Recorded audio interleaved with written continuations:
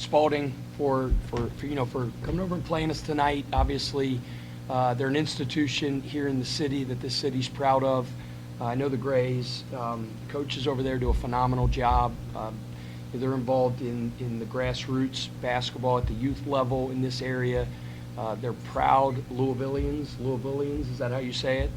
And they're great assets to our community. So they do a great job. They're well coached. They had a good game plan tonight. They did their best to try to limit our 3-point looks and forced us to drive the ball. I thought we responded well. We shot 72% at the rim. Got to the free throw line 36 times. It's kind of like some of the stuff you guys were asking the other day, like 55 threes. Like, is that what you want to do every night? No, we're going to do what the defense tells us to do, and they did a good job of taking that away. And I thought we exploited them in other areas. So it's good to have these 2 exhibitions under our belt, play out in the Yum Center in front of the crowd as a quote-unquote practice, but it's on for real next Monday against Moorhead, and we're very excited about next Monday. Questions? Coach, big night for Kaysen tonight, coming off kind of an emotional week for him. Kind of a 2-parter question. What did you like out of him tonight?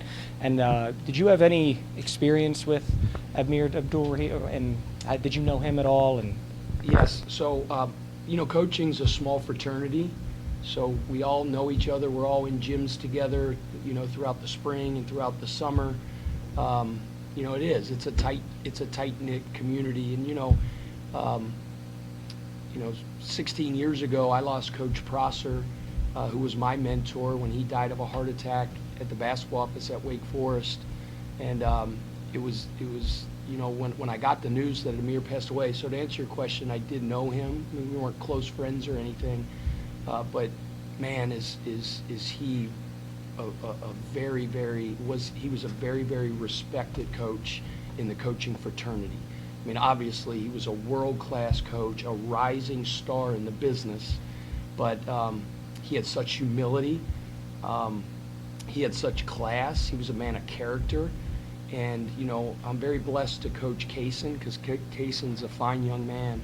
And to hear the way that Kaysen talked about Amir tells you everything you need to know about the quality of leader and teacher that he was. So we lost a great one, great person, great family man, a great coach, and it's very sad, and Kaysen got to go back to the memorial service yesterday, got back late last night, and we talk about the power of the unit all the time. Like, it's based on the most powerful force in the universe, and that's love. And our guys all put their arms around Kaysen to help him mourn in this really, really tough time. So Kaysen had a big night, and Corin had a big night. I think it was Rain and Fat had a big night the other night. I think one of the major strengths of our team, in fact I know, is our depth. It's not like you can look at our roster and in preparation and circle 2 names. You're like, man, those are the guys that you have to stop. It could be 2 other guys the next night that have 26 and 20, whatever they had, and that's a good thing. And I thought Corin was sensational in the second half. His ball, I love ball speed, man. I love when guards tilt the floor and they look like a blur getting up the floor. And when his engine's running the right way, man, he is an absolute blur. So those guys did a good job of carrying us in a lot of ways offensively and had big nights. Coach, speak to your defense and what you've seen that you like, and what you can kind of build on off these 2 exhibitions defensively. Yeah, we played hard as crap. I don't know if I can say that. We played hard as heck. Deflected the ball, turned them over. We had like a record number of deflections tonight. So our guys respected their opponent. We talked about having excellence in each possession and each war, which each 4-minute breakdown and I thought our guys did that. We fouled too much. Some of that was kind of being overzealous on the ball, and they were a driving team. They had 2 assists on the night, and by the end of the night, give them credit. They milked the clock, not milked the clock, but they pass cut, move, and then they picked a matchup and they put their head down. They just drove the ball. And sometimes when a team is so hell bent on just driving with kind of reckless abandon, it's hard. It's hard not to foul. But to their credit, they did a good job of putting foul pressure on us. And then some fouls that got us into the bonus that allowed them to get to the free throw line early, which is kind of careless, or, in some ways, hustle fouls, which I don't like dumb fouls, but hustle fouls I'll take. We had several over the backs on offensive rebounding. I love offensive rebounds off of a free throw offensively, but you can't just push a guy in the back and go over his back. We had a couple loose ball fouls, diving after the ball. I'll take those all day long.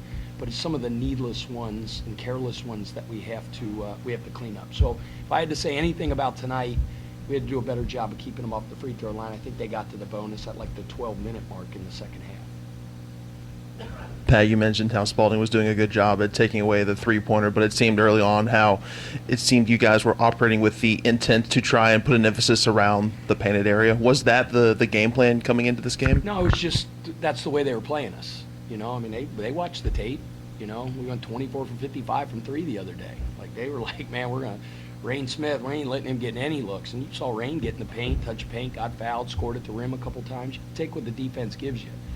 So instead of shooting 55 threes, we shot whatever it was, 24 of them, but we got to the free throw line 36 times. So, the threes present themselves by playing downhill on the attack, but they were staying attached to shooters, so we did a good job of finishing at the rim. Yeah.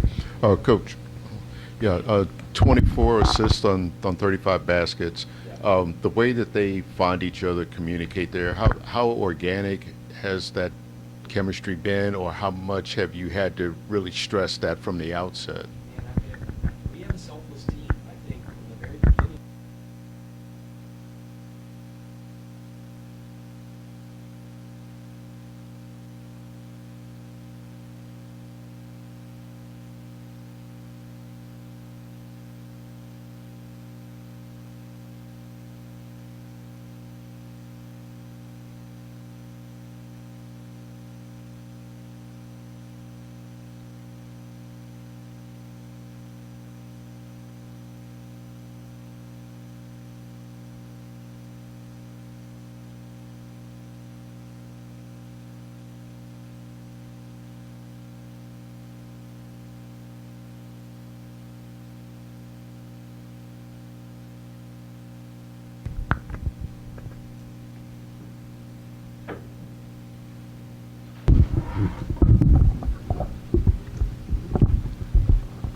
Coach, one of the things that was very noticeable from the beginning of the game is how seriously your team's demeanor is before the game, just coming out, getting ready as the starting lineups are being announced. And it seems like your team, every game throughout this exhibition season, both in the Bahamas and here in the Yum Center, they've had a very serious demeanor about them. What do you like about your team's focus going into the games, and how does that translate to the regular season when it starts next week? Well, it's no secret that as we move forward, we're going to play better teams, more talented teams, obviously Division I teams. We played those two teams in the Bahamas, and they had some professionals on them. Then we played a college team from Canada, and then we played two non-Division I's. So, we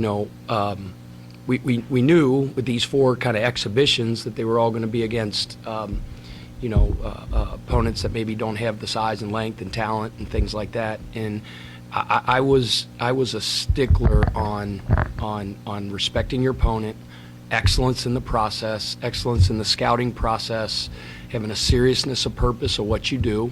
Because I said, fellas, we're going to come out of this game in 40 minutes. And I didn't say, like, we're going to win, because there's no guarantee. But we have to come out of this game and have gotten better. We got to grow from this game. And, there was a pretty good chance that we were going to have a lead in the second half. No guarantees.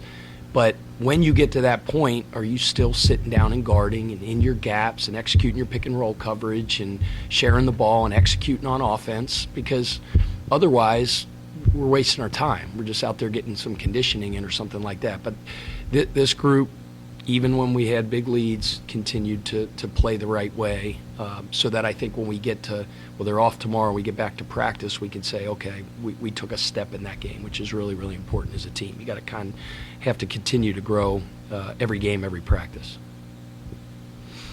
Hey Pat, you spoke about just how deep this team is, and after getting to see everybody, I get a chance to play these past two games. Now that the season's here, how do you go about building your rotation out? I'm heading into this first game. Well, I mean, I think I'll say it again. One of the great strengths of our team is our depth. We've had 4 different guys that have scored 20 points in 2 straight games, and again, it might be 2 other guys in the next game. It could be somebody else in the game after that. A strength of our team is our depth, that we can go deep into our roster and get major contributions from everybody. And again, it goes back to the foundational principle of the culture of our program, and it's the power of the unit. There's a bunch of guys in there that aren't concerned with their playing time, with their minutes, with their rebounding totals. They're concerned with winning, and it's what can I do to help the guy sitting next to me. So whether it's a 9-man rotation, 10-man rotation, we got a group of dudes in there that are about winning, and that's why we have a chance to be really good. Coach, you mentioned obviously the teams you've played in these exhibitions so far, but Coach Gray described his team more of a defensive-minded one. For a team like yourself that has passed the ball around, made the extra pass a lot these past 2 games, was tonight a bit of a test to be able to see what you guys are still capable of when it comes to moving the ball around as you get ready for that? Yeah, I mean, I think it was good to play against a different style and philosophy offensively, right? You saw kind of what Young Harris's thing was with, like, man, we might be out-athleted, if that's a word, so we're really going to pack it in and dare them to shoot threes, and then we did that, and these guys played us totally different, tried to run us off the three-point line, and so it was good to have to adapt to a different style and a different approach and a different strategy against us. So I thought that was good.